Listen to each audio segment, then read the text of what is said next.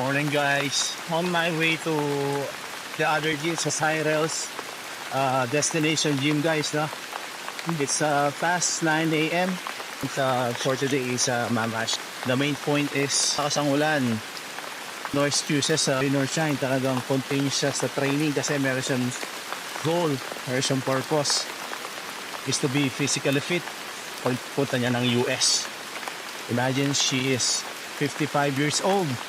Kasi guys if you watch her previous training, cardio, solid, core, very strong. And before, she's taking medicine for her heart. And then one day I asked her, "Ma'am, takas nyo," sabi ko, "you still need those medicine for your heart. Can you please consult your doctor, ask about if you really need these medicines?" And then, tinanong niya yung doktor. Sabi ng doktor, "Okay, you don't need to take those medicines, ha?" So imagine that guys. So, hindi na siya uminom ng medicine niya sa heart. Because nga, na-improve yung kanyang cardio and overall health. Okay? It's about wellness. Kasi pag wellness, kasi balance yan. Lahat na yan. May meditation na yan. Flexibility training. Especially the yoga.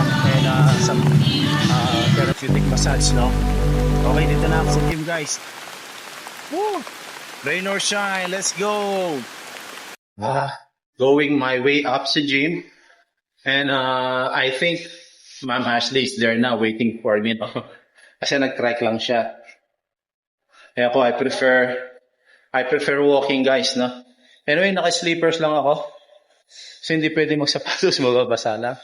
Hey guys, marami pa rin nag-workout.